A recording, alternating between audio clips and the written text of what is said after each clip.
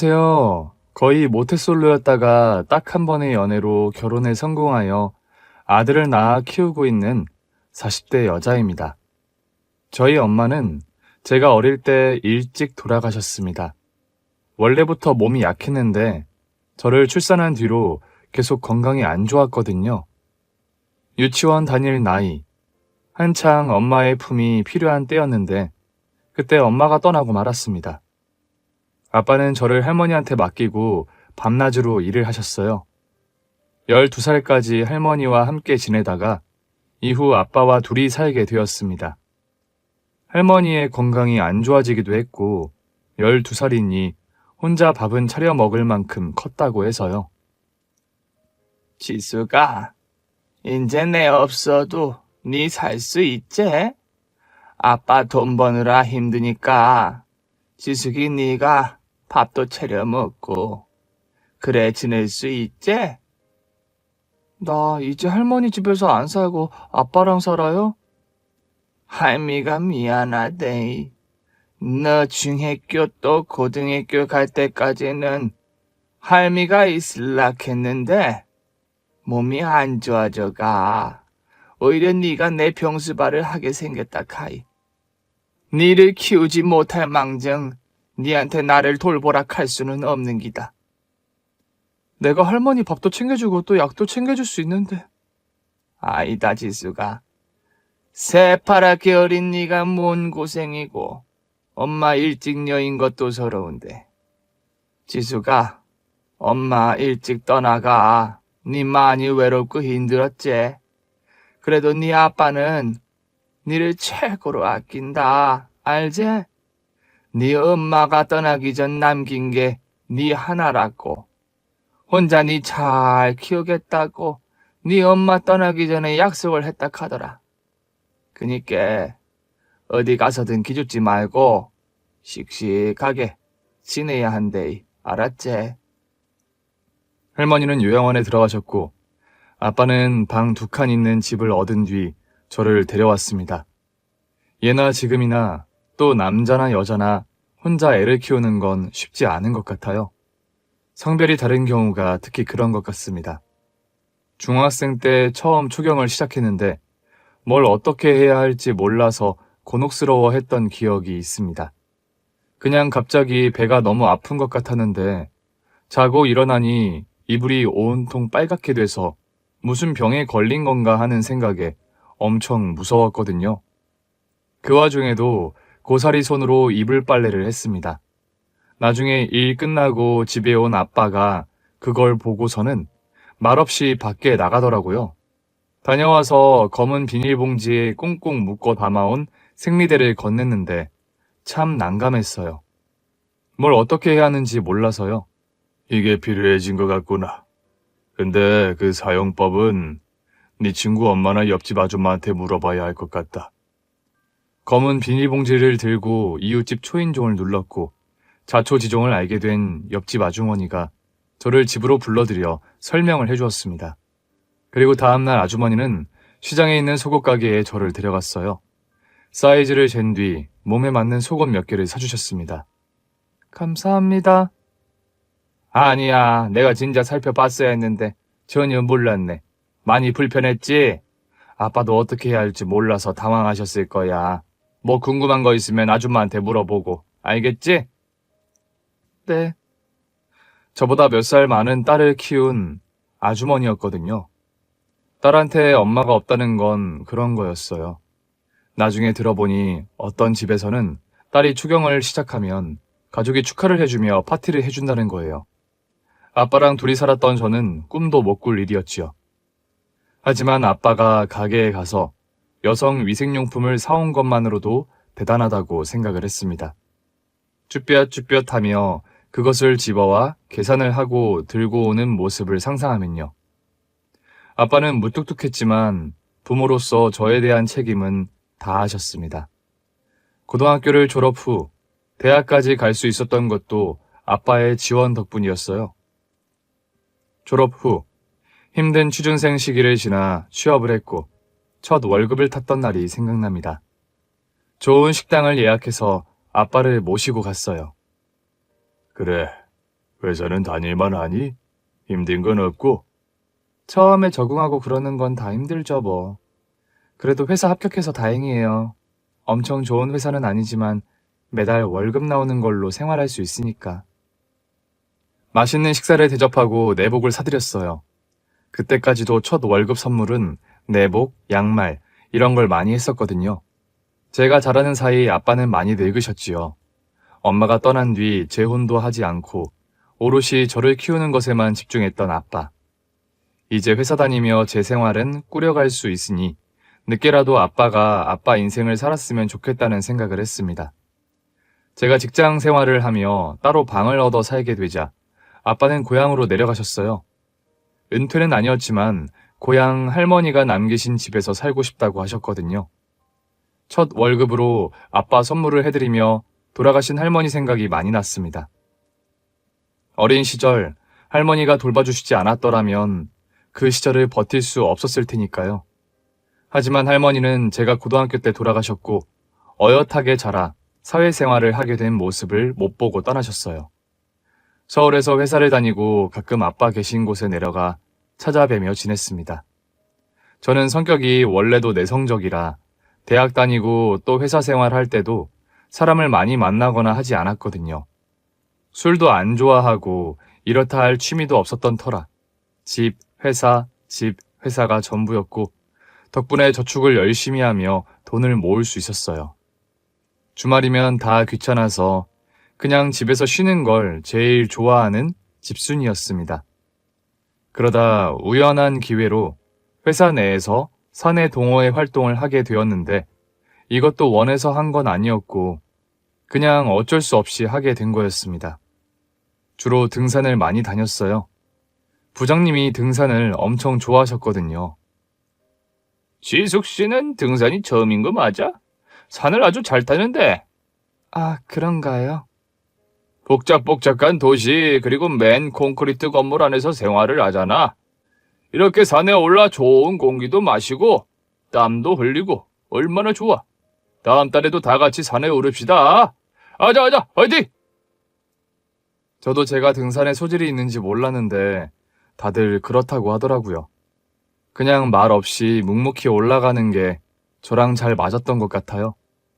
등산광 부장님 덕분에 사내 동호회는 활발하게 활동을 했고 저도 꾸준히 참여를 했습니다. 몇 개월 후 다른 회사에서 우리 회사로 이직을 한 남자가 있었는데 그 남자를 사내 동호회에서 처음 봤어요. 뉴페이스네. 팀이 달라서 볼 일이 없는데 사내 동호회를 하니까 다른 팀 사람도 보게 되는구만. 저 사람 어때? 뭐가 어때? 괜찮아 보이는데 듬직해가지고. 그래? 잘해봐. 넌 진짜 등산 동호회 안 했으면 어쩔 뻔했냐. 다들 부장님 때문에 그냥저냥 참석만 하는 수준인데 넌 진짜 열심히 하잖아.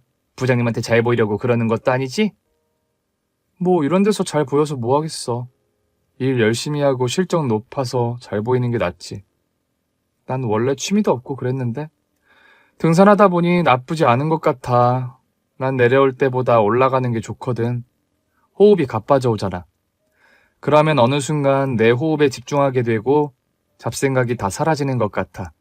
그게 좋아. 그래. 이왕 하는 거 의미 부여하는 게 좋은 거지. 회사 동료든 동호회에서 처음 본 뉴페이스에 관심을 보이며 들떠 있었지만 다른 팀 사람을 보는 게 처음도 아니었기에 저한텐 평소와 다를 게 없는 산행이었지요. 목표한 곳까지 갔다가 다 같이 사진을 찍고 내려와서 음식을 먹고 파하는 일정이요. 그날도 열심히 올라가서 기분 좋게 공기를 마신 뒤 사진을 찍었습니다. 그 후 산을 내려오고 있었는데 그날 그만 발을 헛디뎌서 미끄러지고 말았어요. 외마디 비명과 함께 넘어졌는데 발목을 삔 건지 한쪽 발을 움직일 수가 없게 되었습니다. 어떻게, 지숙씨 괜찮아? 아야! 조심해야지. 지숙씨 괜찮아? 걸을 수 있겠어? 산 잘 타던 사람이, 아이고, 여기 누가 좀 도와줘야겠는데. 제가 부축하겠습니다. 괜찮으세요? 제가 좀 볼게요. 동호회 뉴페이스. 이직을 했다는 그 남자가 무릎을 꿇고 제 곁에 앉아 조심스레 제 발목을 살펴보았어요. 양말을 살짝 내리는데도 너무 아파서 눈물이 나더라고요. 이런, 발목이 많이 부었네요. 부러진 건 아닌 것 같은데 일어나실 수 있겠어요? 제가 부축할게요. 제 어깨 잡고 천천히 조심히 일어나세요. 그 남자가 몸을 낮췄고 일어나기 위해 어깨를 붙잡았는데 몸이 단단하더라고요. 저는 왼쪽 발목을 다쳤는데 그 사람이 커다랗고 두꺼운 나뭇가지를 구해와서 제 손에 쥐어주었고 제 팔을 붙들고 천천히 산을 내려오게 되었습니다. 다른 일행들은 앞서 내려가서 점점 멀어지고 적막한 산길에서 그 사람과 저의 숨소리만 울리더군요. 평평한 곳에 다다랐을 때 갑자기 앉더니 업히라고 하더군요. 여기서는 업어드릴 수 있을 것 같아요. 경사진 곳은 좀 위험했는데 여기부터는 평지니까 업히시죠. 다쳤는데 발목에 계속 무리가 가면 더 안 좋아지잖아요. 아니, 그래도 어떻게 힘드실 텐데. 에이, 별로 안 무거워 보이시는데요. 저 힘 셉니다. 벌써 다들 도착한 것 같고 저희 많이 늦은 것 같아서요. 제가 업고 가는 게 좀 더 빠르겠네요. 업히세요. 고맙다면 발목 다 나은 다음에 밥 한 끼 사주시죠. 그럼 실례하겠습니다. 남자 등에 업혀본 건 그때가 처음이었어요. 무사히 산을 내려왔고 그 남자가 병원까지 저를 데려다 주었거든요. 다행스럽게 골절은 아니었지만 심하게 삐어서 몇 주간 보호대를 하고 다녀야 했어요. 그 동호회에서의 만남을 계기로 회사에서 마주칠 때마다 오며 가며 인사를 하게 되었습니다. 같은 팀이 아니라 사실 잘 알고 지낼 사이가 아니었는데 그 발목 사건이 컸던 것 같아요. 발목이 어느 정도 나은 뒤에 감사한 마음으로 제가 저녁을 사겠다고 했죠. 우와, 이렇게 맛있는 거 먹어도 돼요? 많이 드세요. 그날은 정말 감사했어요. 상철 씨 아니면 정말 어떻게 내려왔을지. 발목은 이제 괜찮아요? 많이 좋아졌어요. 골절이 아니라 회복이 그래도 빨랐네요.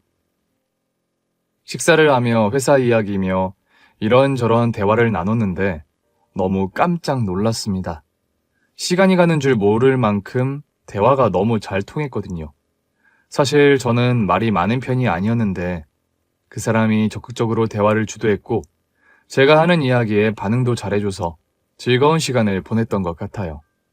그 만남 이후 몇 번 더 식사를 했고 나중에는 영화도 같이 보고 데이트를 하다가 연인 사이로 발전하게 되었죠. 제 나이 28살이었고 처음으로 연애다운 연애를 하게 되었어요. 이하야, 너 그때 일부러 넘어진 건 아니지? 뭐라는 거야? 얼마나 아팠는 줄 알아? 그것 때문에 회사 왔다 갔다 하느라 얼마나 고생했는데. 어쨌든 만날 사람은 다 따로 있나 보다. 관심도 없다고 하더니 그날 다친 바람에 이렇게 된 거잖아. 에이, 백날 사내 동호회 해도 뭐하나. 나한텐 그런 인연도 아니어지고. 만날 사람은 다 따로 있는 거라면서 네 짝도 어딘가에 있겠지. 1년 정도 연애를 한 뒤에 그 남자가 청혼을 했고 저는 그 프로포즈를 받아들였습니다. 저는 홀아버지 밑에서 자랐는데 결혼 당시 남편도 어머님만 계셨어요. 아버님이 일찍 돌아가신 건 아니고 남편이 20살 넘어 대학 다닐 때 돌아가셨다고 하더라고요. 상견례 자리에 고향에 계시던 아빠를 모시고 나갔고 남편 쪽에서는 어머님과 남편이 나왔습니다. 남편한테 여동생이 있다고 했는데 미국에서 지낸다고 하더라고요. 상견례 때는 오지 못했고 결혼식 때 들어온다는 말을 들었지요. 제 성격과 달리 호탕하고 적극적이고 활발한 남편도 좋았지만 결혼에 대해 확신을 가지게 된 것은 시어머님을 만났을 때였어요. 인상이 너무 좋았고 저를 바라보시는 따뜻한 눈빛에 저절로 마음이 놓였거든요.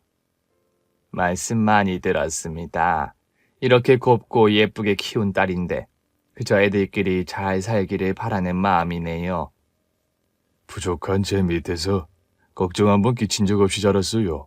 다른 건 몰라도 우리 지숙이 마음 하나는 정말 착한 아이예요. 제가 잘 부탁드립니다. 상견례를 마치고 반년 뒤 결혼을 했습니다. 결혼식 때 처음으로 신우이 얼굴을 보게 되었지요. 남편과는 굉장히 다른 인상이었어요. 조금 차가운 느낌이라고 할까, 살가운 구석이 전혀 없고 어떻게 보면 낯을 가리고 내성적인 저랑 비슷했던 것 같아요. 결혼식 이후 신우이는 다시 미국으로 갔습니다. 신혼집을 시댁에서 가까운 곳에 얻었거든요. 제가 열심히 모았던 돈과 남편이 모은 돈으로 전셋집을 얻었어요. 결혼한 뒤 저는 어머님을 자주 찾아뵈었습니다. 시어머님이랑 잘 지내는 게 어렵다는 이야기를 많이 들었는데 저는 어머님이 너무 좋았거든요. 어릴 때 엄마 사랑을 못 받고 자라 그런지 어머님이 꼭 엄마처럼 느껴졌고 어머님도 저를 애틋하게 생각하며 아껴주셨습니다. 시댁 복이 있다는 게 이런 거구나 생각했을 정도니까요. 아가, 보리굴비 좋아한다고 했지? 굴비 좋은 게 들어와서 했는데 집에 와서 밥 먹어라. 어머님 감사해요. 제가 지나가다가 한 말도 어머님은 그냥 흘려듣지 않으셨습니다. 뭐가 좋았다 이런 걸 하나하나 기억해 놓으셨다가 손수해서 주시거나 데려가 주시곤 했어요. 결혼하고 어머님을 모시고 산에 간 적도 있었습니다. 어머님께 높은 산, 등산은 무리였기에 그냥 둘레길 걷는 정도였어요.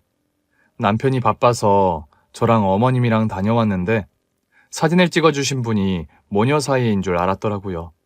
밖에서 어머님과 둘이 식사를 하거나 장을 보러 가면 다들 시어머니와 며느리 사이가 아닌 모녀 사이로 보는 경우가 많았습니다. 저한텐 정말 어머님이 엄마 같았어요. 딸과 엄마라면 했을 법했던 것들을 어머님과 하나씩 하는 재미에 살았습니다. 어머님, 우리 목욕탕 갈까요? 제가 어머님 때 밀어드릴게요. 아이고, 목욕탕 간지 오래되긴 했다. 혼자 가면 등이랑 구석구석 밀지를 못해서 세신 받고 하는데 세신사 기운이 어찌나 센지 그냥 막 살이 까지는 것처럼 따갑더라고. 제가 살살 깨끗하게 밀어드릴게요. 어머님과 목욕탕에 다녀온 날, 집에서 저녁을 먹으며 남편과 이야기를 하는데 남편이 정말 혀를 내두르더라고요. 이쯤 되면 솔직히 말해봐. 나 사랑해서가 아니라 우리 엄마 때문에 나랑 결혼한 거 아니야? 어머나, 어떻게 알았어? 뭐라고? 그게 정말이야? 아니, 당연히 당신이 좋아서 결혼했지. 좀 내성적이고 소심했던 나랑 달리 어디서나 당당하고 밝고 웃음을 주고 그런 점에 끌렸던 건 맞아. 그러면서도 듬직해서 이 남자라면 괜찮겠다 생각했어. 사실 여보, 나 당신 만나기 전까지 연애다운 연애 거의 안 해봤잖아. 남들은 연애 많이 해본 사람이 결혼할 때도 잘 골라서 간다는데 나는 한 번에 관역 딱 적중한 거 아니겠어? 처음 만났을 때부터 당신이 좋은 사람이라는 거 알았고 결혼해도 괜찮다고 생각했어. 근데 내가 정말 결혼에 대해 확신을 갖게 된 건 어머님을 배웠을 때야. 나 처음 만났을 때보다 엄마 처음 만났을 때 운명이다 이런 생각 들었던 거 아니야? 비슷해. 진짜 인상도 너무 좋으시고 나를 바라보시는 그 눈빛이 너무 따스했어. 우리 엄마가 일찍 돌아가셨잖아. 아빠가 정말 열심히 키워주셨지만 자라면서 엄마에 대한 결핍 같은 게 해소되지는 않았던 것 같아. 또 엄마랑 딸 사이는 각별하잖아. 학창시절에도 애들이 엄마랑 뭐 했다, 엄마랑 어디 다녀왔다, 엄마가 맛있는 거 해줬다 이런 말 들을 때마다 얼마나 부러웠다고. 결혼하고 어머님이랑 함께하는 시간이 너무 좋아. 편안하고 잘 해드리고 싶어. 엄마랑 못 해봤던 거, 그 버킷리스트 지금 하나씩 실현하는 중이잖아. 둘이 너무 잘 지내서 소외감 들 때도 있다니까. 에이, 질투할 걸 질투해. 당신도 참. 자기도 알다시피 상희가 외국에 있잖아. 상희가 딸이기는 한데 성격이 나랑 완전 다르고 그래서 딸 같지 않은 딸이었지. 오히려 아들인 내가 엄마랑 더 이야기 많이 하고 그랬으니까. 엄마한테 자기가 정말 딸 같을 거야. 그러게. 아가씨는 미국에 언제 간 거야? 몇 년 됐어? 원래 취업 비자로 나가서 몇 년 있다 올 거라고 생각했는데 거기서 자리 잡을 거라고 하더라고. 한국에 잘 들어오지도 않았는데 그나마 우리 결혼한다고 그때 들어와서 나도 오랜만에 본 거야. 남편과 저는 성격적인 면이나 이런 것도 잘 맞았지만 여러 상황이 비슷하기도 했거든요. 가정 환경도 그렇고 집안 경제적 사정도 비슷했어요. 저희 아빠는 고향 집에서 소일거리를 하며 지냈고 돌아가신 시아버님이 남긴 것도 없는 편이라 사실 거의 두 분 다 노후 준비가 안 된 상황이었죠. 저희는 각자 열심히 벌어서 모은 돈으로 시작을 했고 결혼을 한 뒤에 큰 돈은 아니지만 매달 용돈을 드리려고 했습니다. 어머님은 그런데 그마저도 한사코 거절하시더라고요. 아서라, 나 아직 젊어서 일도 하는데 난 그 돈 필요 없다. 남들은 자식들 결혼할 때 뭐 물려준다, 증여해준다, 아까운 것 없이 다 해준다는데 우리 형편이 이래서 너희 결혼할 때 보태준 것도 없지 않니? 너희 집 매달 대출 이자 나가는 거며 둘이 벌어서 살기도 빠듯한데 나까지 챙길 거 없다. 아직은 괜찮아.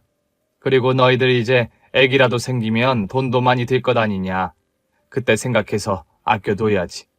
나 아직 20년은 더 일할 수 있으니까 걱정 마라. 뭘 더 해주지는 못할 망정 짐이 되지 말아야지. 그게 내 신조다. 그냥 지금처럼 나랑 가끔 시간 보내주고 나는 그거면 충분해. 딸 같은 며느리 없다는데 우리 며느리는 멀리 있는 내 딸보다 더 딸 같으니 나만치 며느리 잘 얻은 사람 있으면 나와보라고 해라. 어머님. 이야기를 듣는데 마음이 찡하더라고요. 저희 집이 부자도 아니었고 정말 제가 해온 것도 많이 없었는데 어머님은 그런 거 다 필요 없다고 하셨어요. 돈이 전부가 아니라고요. 누구 며느리가 가방을 사줬네, 모피를 해줬네. 주변에서 그런 말 들어도 부러운 적 한 번 없다고요. 어머님은 계속 마트에서 일을 하셨는데 저와 남편이 결혼할 즈음엔 마트 일을 그만두게 되었고 나중에 회사 건물 청소 일을 구하셨어요. 그 청소 일로 생활비를 다 벌어서 쓰셨지요. 회사 다니며 건물 청소하는 아주머니들 볼 때마다 항상 안녕하세요, 감사합니다 인사를 하고 다녔거든요. 근데 그 일이 보통 힘든 일이 아니라 아주머님들 볼 때 어머님 생각이 많이 나왔었습니다. 새벽에 첫 차 버스를 타고 가서 사람들 출근하기 전에 청소를 다 하는 거였죠. 사무실부터 복도, 화장실까지 새벽같이 청소를 마친 뒤 또 중간중간 쓰레기통 비우고 물걸레질하고 저희 어머님도 새벽에 일을 나가셔서 늦은 오후 초저녁에 집에 오셨습니다. 신혼 초 어머님이 일을 잠시 쉬고 계실 때는 어머님과 자주 시간을 보냈는데 청소 일을 하신 다음에는 주말 하루 시간이 나서 겨우 뵐 수 있었지요. 그렇게 벌어 아낀 돈으로 저 맛있는 거 해주시고 생일 같은 때에는 스카프 같은 소소한 선물을 해주셨어요. 성실하고 듬직한 남편, 마음 좋은 시어머님과의 시간, 행복한 신혼생활이었습니다. 결혼하고 1년이 금방 지나갔고 2년째에 저는 임신을 하게 되었습니다. 고향에 계신 아빠, 그리고 어머님께 거의 동시에 임신 소식을 알렸어요. 어머님은 그 소식에 눈물을 흘리시더라고요. 아이고, 자고로 여자가 임신하고 출산을 하면 몸이 망가지기 마련인데 그 고생을 어찌하노. 네 건강이 최고로 중요하니까 몸조리 잘해야 한다. 어머님, 뭐 먹고 싶은 게 생각나거든 언제든 말해라. 알겠지? 상철아, 우리 며느리 임신했는데 집안 살림이며 손 하나 까딱 안 하게 네가 신경 많이 쓰고 임신했을 때 마음 서운하게 하는 건 평생 가는 거야. 알겠니? 알았어요, 엄마. 며느리 임신 소식에 이렇게 말하는 시어머님을 본 적 있을까요? 보통 임신하면 시댁에서는 손주부터 걱정하고 애 낳는 며느리 몸은 신경 안 쓰잖아요. 친정 엄마나 되어야 그 고생을 해서 출산하는 딸 걱정을 하지요. 그런데 저희 어머님은 다르셨어요. 손주 귀하다고는 하셨지만 임신, 출산하면 몸 망가진다며 제 걱정을 많이 하셨거든요. 사실 저도 임신 후 걱정이 많았습니다. 저희 엄마가 몸이 약해 출산하고 나서 계속 앓다가 돌아가셨기 때문에 나도 엄마를 닮아 그런 게 아닐까 하는 막연한 두려움이 생기더라고요. 저의 이런 마음을 남편과 어머님께서 이해를 많이 해줬고 회사를 그만두고 쉬라고 하더군요. 남편과 어머님의 돌봄 덕분에 그 어려운 시기를 넘기고 안정기에 접어들었지요. 어머님은 제가 일을 쉬었기에 생활비가 빠듯하다는 걸 아셨어요. 청소 일을 계속하고 아낀 돈으로 아기에게 들어가는 물품 여러 가지를 준비해 주셨습니다. 그래도 애기 어릴 때는 엄마가 곁에 있는 게 최고야. 우리 손주가 우선 건강하게 나오는 게 제일로 중요하지만 너희들 돈 때문에 너무 급하게 너까지 다시 일하겠다고 그러지 말아라. 애기 어느 정도 자라서 너 다시 일할 수 있을 때까지 내가 버는 돈에서 좀 보태려고 하니까 여유 있고 넉넉한 집에 시집 왔으면 애만 잘 키우라고 일하지 말라고 그럴 텐데 벌써부터 몇 살에 애기 맡기고 다시 일해야 하나 걱정하는 걸 보니까 마음이 편치가 않다. 아니에요, 어머님. 전 정말 최고의 남편이랑 결혼했고 어머님 며느리라 너무 행복해요. 임신 기간 내내 몸 관리에 신경 쓴 덕분에 무사히 건강한 아기를 출산했습니다. 남편을 많이 닮은 아들이었어요. 태어난 아들은 모두에게 기쁨 그 자체였습니다. 남편은 퇴근하고 집에 와서도 아들과 놀며 아들을 보느라 시간 가는 줄을 모르는 사람이었고 어머님 역시도 손주를 너무 예뻐하셨지요. 아들이 5살이 되어 어린이집에 다니게 되자 슬슬 다시 일을 해야겠다는 생각이 들었어요. 임신부터 출산까지 꽤 오랜 시간을 쉬어서 예전에 하던 일 그대로 하는 것은 무리였고 결국 많은 주부들이 짬짬이 시간을 내어 할 수 있는 일을 찾게 되더라고요. 대학까지 나오고 나름 사회생활도 했지만 경력이 단절된 그 기간을 메꾸기가 참 어려웠습니다. 그런데 그 무렵 갑자기 어머님이 쓰러지셨습니다. 다행스럽게 주말 제가 아들과 함께 어머니 집에 있을 때여서 바로 병원으로 모실 수 있었지요. 계속 청소 일을 다니시며 건강하게 생활을 하고 계신다고 생각했는데 큰 충격을 받았습니다. 그런데 병원에서는 정밀 검사를 받아야 한다고 했고 검사 결과를 들은 저와 남편은 너무 큰 절망에 휩싸였습니다. 혈액 검사 결과 급성 암 진단을 받았기 때문입니다. 아직 70세도 되지 않았기에 너무 갑작스럽게 느껴졌어요. 바로 어머님을 입원시킨 후 치료를 시작했지만 그 해를 넘기지 못하고 그만 세상을 떠나셨습니다.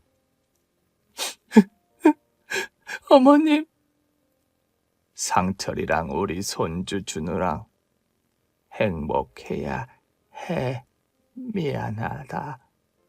저보고 행복하게 살아야 한다는 마지막 말을 끝으로 눈을 감으셨어요.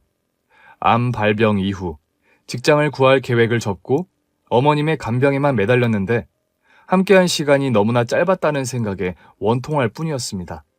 앞으로 함께 할 일이 많은데 우리 아들 잘하는 것도 보셔야 하는데 고생만 하신 것 같아서 너무 죄송스러운 마음이었어요.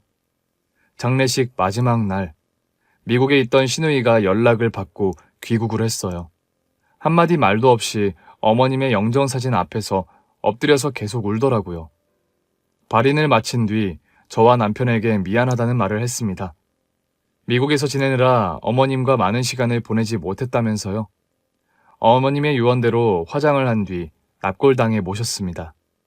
그 이후 시누이는 다시 미국으로 돌아갔지요. 계실 때 잘해야 한다는 말이 맞아. 참 어리석지. 시간이 무한한 게 아닌 줄 알면서도 매일 볼 때는 그 감사함을 모르고 산 것 같아. 아직 시간이 많다고 조금 더 여유가 생기고 어머님 일도 그만두시면 그때는 좋은 곳에 다 함께 다니고 잘 모셔야지 했는데 그게 허락이 안 되었네. 고생만 하시다 가신 것 같아서 마음이 아파. 나야말로 불효자식이야. 엄마를 좀 더 살피고 건강에도 신경을 썼어야 했는데 그렇게 갑자기 급성 암으로 돌아가실 줄 정말 몰랐어. 장인어른한테도 신경 쓰자. 고향에서 잘 계신다고는 하지만 정기 검진도 잘 받으셔야 하고. 나도 아빠한테 자주 연락드리고 살필게. 고마워. 그리고 1년이 지나 어머님의 기일이 다가왔습니다. 남편이 바로 그 주에 출장을 가게 되어서 기일에 함께 할 수가 없었습니다. 그래서 아들 유치원을 보낸 뒤 홀로 어머님의 납골당으로 향했습니다. 좋아하시던 국화꽃을 사서 품에 안고요. 사진 속 어머님을 바라보는데 인자한 미소를 보니 며느라, 아가 하고 부르던 목소리가 들리는 듯 했어요. 어머님과 함께했던 추억에 잠겨있을 그때 또각또각 구두 소리가 울리더니 누군가 제 옆에 서더군요. 그 사람을 보고 깜짝 놀랐습니다. 장례식 이후 미국으로 돌아가 소식이 없던 시누이가 서 있는 거예요. 연락도 없이 언제 한국에 온 건지 인사를 건네기도 전에 시누이가 어머님 사진을 뚫어져라 보며 말하더군요. 언니, 우리 엄마 왜 죽은지 알아요? 그게 무슨 말이에요, 아가씨? 어머님은 급성 암으로...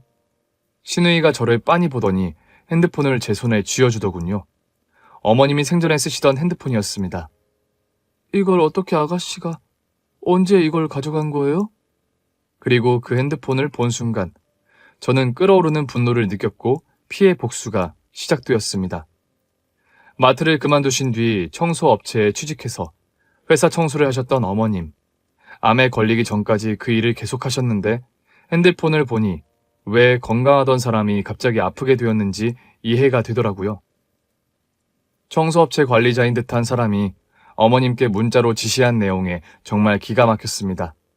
말도 못할 폭언과 협박, 정말 휴게 시간 하나하나 허락받으며 고된 노동에 시달리셨어요. 3층 사무실 복도 화장실 청소를 마쳤습니다. 잠깐 휴게 시간을 가져도 될까요? 휴게 시간 명목으로 커피 마시고 잡담한다는 보고가 있는데 안 됩니다. 5분만 쉬세요. 직원 휴게실이 지하에 있는데 모두 에어컨이 필요하다고 합니다. 여름에 너무 더워서요. 선풍기 있으니까 에어컨 이야기하지 마세요. 기본적인 휴게 시간도 허락해주지 않았고 지하 주차장 옆 골반 같은 휴게실에는 에어컨 하나 없어서 한여름 찜통 같은 더위를 견디고 있었습니다. 그 외에도 수시로 먼지 하나 없게 복도를 유지해라, 청소해라, 휴게실에서 냄새나는 거 먹지 말아라, 휴지통 비워라, 정말 무슨 사람을 노예 다루듯이 지시를 하더군요. 어머님이 같이 청소하는 분들의 고충을 이야기하면 바로 협박으로 이어졌습니다. 손주 태어나서 돈 벌어야 한다면서요. 도대체 누구랑 그렇게 이야기를 하고 자꾸 불만을 이야기하는 겁니까? 잘리고 싶어요? 일 관두고 싶어요? 그러면 관두세요. 일하고 싶다는 사람 줄 섰으니까. 아닙니다. 죄송합니다. 불시점검 나갔는데 할머니 맡은 구역에 누가 커피 쏟았는데 그거 바로 안 치우셨더라고요. 왜 이렇게 게으르세요? 당장 잘려도 할 말 없죠? 바로 치웠습니다. 바로 치웠다고요? 그럼 그걸 내가 어떻게 본 겁니까? 불시 점검으로 걸린 게 이 정도인데 평소에 어떨지 반성문 쓰고 퇴근하세요. 반성문이라는 말에 기가 막히더군요. 퇴근 이후 휴게실 골방에 남아서 반성문까지 쓰게 한 악덕 관리자. 문자 메시지를 읽는 동안 손이 떨리고 치가 떨려서 서 있을 수가 없었어요. 게다가 어머님이 일하던 건물에 여러 회사가 들어와 있는데 그중에 외국계 기업들이 있어서 그 회사에 중국어, 영어 안내문 같은 게 있던 모양인데 그걸 그 나라 말로 다 외우라며 단어 시험까지 보고 그 시험에서 단어 시험을 못 봐서 통과를 못하면 월급에서 벌금을 제하고 지급을 했더라고요. 어떻게 청소관리 업체를 이렇게 운영할 수 있는지 너무나 부당했습니다. 그럼에도 불구하고 돈을 벌어 어머님 생활비, 손주한테 뭐라도 해줘야 한다며 악착같이 버텼던 어머님. 말도 안 되는 관리자의 만행에도 잘릴까봐 걱정하며 버티던 어머님은 엄청난 스트레스를 받았고 급성 암이 발병한 거였죠. 왜 이런 이야기를 한 번도 안 하셨는지 늘 저희한테는 청소 일 잘 다니고 있다며 월급 받아 생활할 수 있어서 다행이라고만 하셨는데 끙끙 앓으면서 어디에 말도 못하고 속 끓이다가 병을 얻어 돌아가신 어머님 생각하니 너무 억울해서 그냥 있을 수가 없더라고요. 저는 시누이와 함께 복수를 계획했습니다. 그냥 다짜고짜 어디 제보해서 될 일이 아닌 것 같아요. 그런 거 뉴스에 반짝 나오고 별로 바뀌는 것도 없잖아요. 아가씨, 제대로 복수를 해야 해요. 어떻게 하는 게 좋을까요? 언니, 근데 제가 알아보니 이 청소업체 가족 사업이더라고요. 가족 사업이요? 그 악덕 관리자가 업체 사장 아들이에요. 그 관리자가 아버지가 관리, 용역 인원들 운영하는 대표고요. 이 청소업체가 엄마 다니던 그 회사 말고도 여러 곳에 직원들 보내는 것 같아요. 관리자가 모두에게 우리 엄마한테 했던 것처럼 한지는 모르겠는데 이 사람 정상이 아닌 것 같죠? 가족 사업이라니 그런 식으로 관리를 했겠지요. 분명 제대로 된 인간들 업체가 아니었기에 뭔가 한 방에 보낼 게 뭐가 있을까 고민을 했어요. 무엇보다 증거 같은 걸 확보해야 했는데 접근할 방법이 잘 떠오르지가 않더군요.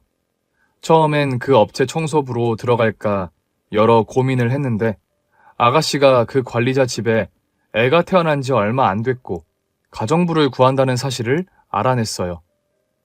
그걸 어떻게 알았어요? 사람 써서 파악했어요. 그 관리자 놈 집도 어딘지 알고요. 그렇게 척추해서 돈을 번 건지 젊은 부부인데 가정부를 구하더라고요. 바로 그거네요. 가정부요? 집안에 들어갈 수 있잖아요. 분명 집안에 뭐가 있을 텐데 가정부만한 게 없는 것 같아요. 제가 지원해야겠어요.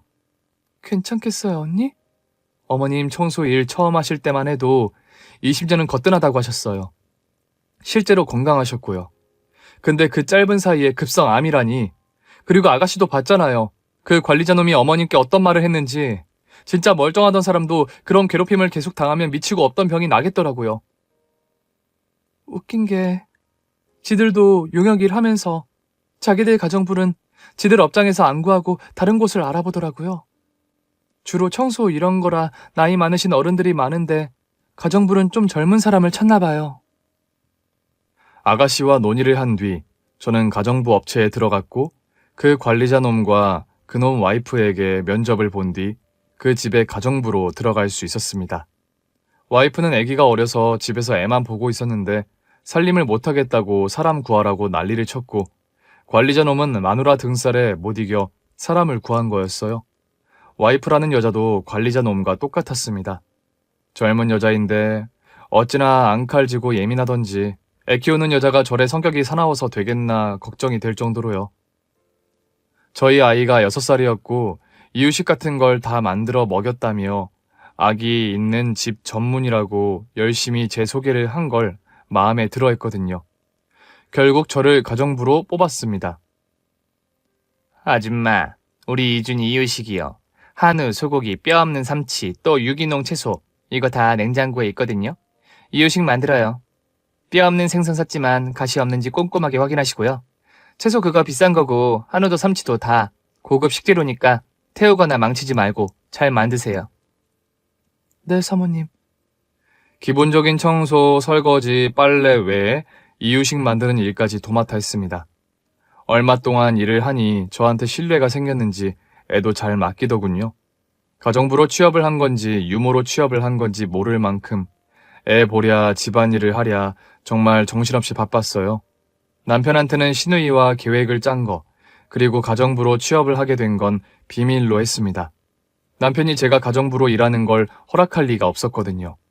딱 우리 아들 유치원 보내고 나서 출근을 했고 저녁을 차린 뒤에 퇴근하고 아이 하원을 했기 때문에 남편한테는 낮 시간에 하는 알바를 구했다고 했어요. 3달 정도 지났을 때 그 집 애기가 이제 저를 잘 따르더라고요. 아주머니는 애를 참 잘 보시네요. 애가 하나라고 했죠? 네, 아들 하나 있어요. 저희 남편한테는 말하지 말고요. 제가 오늘 약속이 있어서 오후에 나갔다 와야 하는데 그동안 우리 이준이 좀 봐주실 수 있죠? 얼마나 외출을 하셔요? 그냥 몇 시간이요. 아줌마 퇴근하기 전에는 올게요. 오랜만에 친구들 만나서 바람 좀 쐬려고요. 진짜 이렇게 사람 안 쓰고 애를 어떻게 키우는지 몰라. 이준이가 아직 통잠을 안 자거든요. 진짜 새벽에도 깨서 오는데 미쳐버릴 것 같아요. 스트레스가 너무 심해서 바람 안 쐬면 큰일 날 것 같아서 이러는 거예요. 남편한테 절대 비밀이고 몇 시간만 나갔다 올 테니까 이준이 잘 부탁해요. 마침내 절호의 기회가 왔습니다. 사실 그동안에도 애기랑 사모님이 낮잠 자는 동안 관리자 놈이 서재로 쓰고 있는 방을 살펴보려고 했는데 자다가 언제 깰지 모르니 영 불안했거든요. 그런데 저한테 애를 맡기고 나갔다 온다고 하니 이런 기회가 없었죠. 거실이랑 아기 방 쪽에만 카메라가 있었거든요.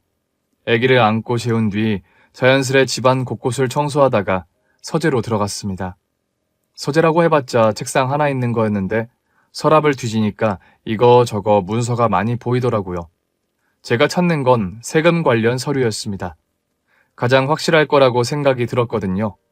컴퓨터에는 비밀번호가 걸려 있어서 못 살펴봤는데 제일 밑에 서랍 쪽에 세금 신고한 거랑 세무사가 보낸 서류랑 중요해 보이는 게 있더라고요.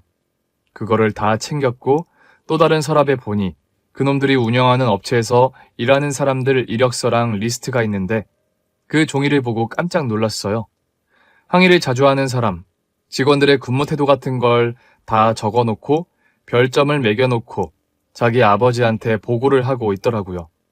블랙리스트를 발견한 거죠. 거기서 저희 어머님에 대한 기록도 볼 수가 있었습니다. 돌아가신 이후 엄마의 돈을 절약했는지 그리고 사진에는 빨간색 펜으로 X표까지 쳐놓은 걸 보니 화가 나서 손에 떨렸어요. 세금에 관한 자료와 부당해고에 관한 서류, 블랙리스트를 모두 챙겨서 가방 안에 숨겼습니다. 청소를 다시 하면서 나왔고 아기 이유식을 만들고 잠이 깬 아기를 보고 있는데 그 사모가 외출을 마치고 돌아왔지요. 아줌마 덕분에 잘 다녀왔어요. 별일 없었죠? 내가 중간중간 카메라 보는 거 알지요? 그럼요, 사모님. 외출하신 다음에 이준이 재우고 집안 청소하고 이준이 이유식 만들어놨습니다. 5일치 만들어놨고 냉동실에 넣어두었거든요. 소분했으니까 꺼내서 데우기만 하시면 돼요. 수고했어요. 정말 아줌마 너무 마음에 들어요. 우리 남편은 용역업체 관리 일을 하는데 맨날 불만이 많아요. 돈을 주는데 돈 주는 만큼 마음에 들게 일하는 사람들이 없다면서요. 근데 난 운이 좋은가 봐. 내가 사람 보는 눈이 있어서 아줌마 딱 고른 건데 지금까지는 아주 마음에 들고 만족해요. 제가 남편한테 말해서 보너스 좀 넣으라고 할게요. 대신 오늘 이렇게 외출하고 온 건 비밀인 거 아시죠? 앞으로도 종종 잘 부탁해요. 네, 사모님. 저녁 준비하셨으면 이만 들어가 보세요. 남편 올 시간이 다 됐네요. 네, 그럼 가보겠습니다. 서재에 카메라가 없는 게 어찌나 다행이던지 무사히 서류를 가지고 그 집에서 빠져나왔지요. 그리고 곧장 아가씨한테 연락을 했습니다. 언니 너무 고생했어요. 나머지는 저한테 맡기세요. 세무사 아는 사람 있거든요. 이게 건수가 되는지 살펴보고 국세청에 신고하면 될 거예요. 나름 여기저기 들어가는 곳이 많아서 이거 분명히 뭐 잡힐 거예요. 노무사 아는 분도 있어요, 아가씨? 왜요? 세금 관련 의혹뿐만이 아니라 이놈들 아주 무슨 블랙리스트 같은 걸 만들어 놨더라고요. 불법 해고도 밥 먹듯이 하는 것 같고 회사 쪽에 뭐 개선사항 요구만 하면 말도 안 되는 협박에 이거 근거로 거기서 일하는 분들 증언이랑 받을 수 있다면 좋을 것 같아요. 노무사 써서 그것도 알아볼게요. 아가씨가 사람들을 고용해서 그 업체의 탈세 관련 사실을 다 알아냈고 그걸 국세청에 신고를 했습니다.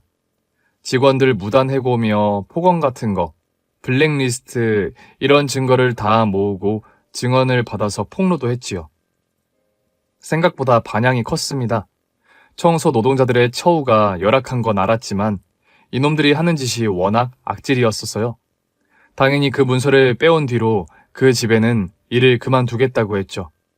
몇 개월이 지나 저와 아가씨의 복수가 완성되었습니다.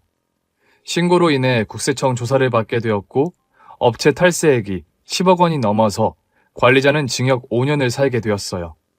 탈세액의 3배가 되는 벌금도 물게 되었고요. 블랙리스트에 올랐던 직원 그리고 부당해고를 당한 직원들이 힘을 합쳐 민사소송도 진행된다고 들었습니다. 그 일을 다 마친 뒤에야 남편에게 아가씨와 했던 일을 말했어요. 정말 그 복수를 위해서 가정부 일까지 한 거냐며 기가 막히다고 했던 남편. 인과응보를 실현했지만 사실 마음 한구석은 허탈하더군요. 이렇게 한다고 해서 세상을 떠난 어머님이 돌아오시는 건 아니었으니까요.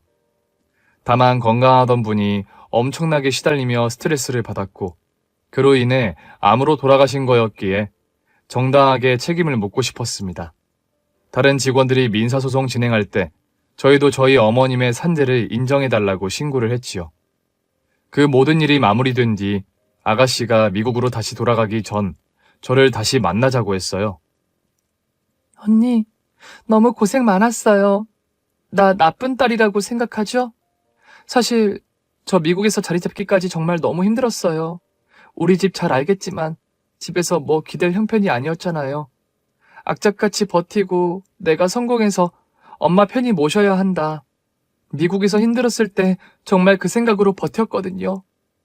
어느 정도 자리 잡았다고 생각했을 때 그때가 엄마 돌아가시기 전이었는데 사실 미국으로 엄마를 모시려고 했었어요. 이제 힘든 일 그만하고 미국 와서 편하게 살자고. 근데 엄마가 한국 떠나기가 싫다고 하더라고요. 손주도 있고 지금 일도 하고 있는데 곁에서 손주 자라는 것도 보고 싶다고요.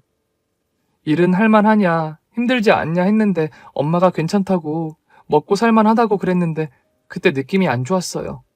내색을 안 하려 했지만 왜 본능적으로 느껴지는 게 있잖아요. 그러고 나서 엄마 갑작스럽게 아프다는 이야기, 돌아가시고 나서 엄마 유품을 챙겨가려고 했다가 휴대폰을 보게 된 거였죠. 좀 더 일찍 알았더라면, 그냥 다 그만두게 하고 미국으로 모셨다면 이렇게 되진 않았겠죠? 제가 부족한 딸이네요. 그치만 언니 덕분에 엄마의 한을 풀 수 있었어요. 이렇게 한다고 해서 엄마가 돌아오진 않지만 최소한 엄마 그렇게 몰아세운 그놈들 처벌은 받게 했잖아요. 다른 분들도 목소리를 내주고 용기를 내준 덕분에 아가씨가 알게 되어서 여기까지 오게 된 거예요. 어머님 핸드폰 볼 생각, 이런 일은 정말 꿈에도 몰랐어요. 제가 너무 오래 비웠어요. 다시 미국으로 가야 하는데 정말 언니 덕분이에요. 이거 받으세요. 이게 뭐예요? 우리 준우도 점점 잘할 거고 오빠 열심히 일하지만 그래도 여전히 빠듯하고 여유가 없잖아요. 그냥 생활하는데 보태 쓰라고요. 아니 아가씨 이건 아니에요. 받으세요. 정말 고마워요. 미국에서 성공한다고 엄마 곁에 없던 나 대신 언니가 딸처럼 엄마와 함께 해줘서 엄마 가실 때까지 잘 모셔줘서 그리고 억울함 풀 수 있게 도와줘서 고마워요. 미국에서 사업으로 성공한 아가씨는 다시 미국으로 돌아가며 저에게 양도성 예금 증서를 주었습니다. 만기일에 꼭 찾으라면서요. 그 돈으로 집 대출을 다 갚고 이사도 갈 수 있었어요. 아이가 더 크면 함께 꼭 미국에 놀러 오라며 아가씨는 떠났습니다. 현재 남편은 여전히 열심히 일하고 집에 와 아들과 시간을 보내는 가정에 충실한 사람으로 지내고 있습니다. 내년에는 아가씨가 있는 미국에 다녀올 계획이에요. 몇 년이 지났지만 여전히 사무치게 어머님이 그립고 보고 싶네요. 어머님이 그곳에서는 편히 쉬기를 간절히 바라는 마음입니다. 오늘 준비한 사연은 여기까지입니다. 재미있게 들으셨다면 구독과 좋아요, 알림 설정까지 눌러주세요. 그럼 저는 다음 사연으로 찾아뵐게요. 오늘도 건강하고 행복하세요.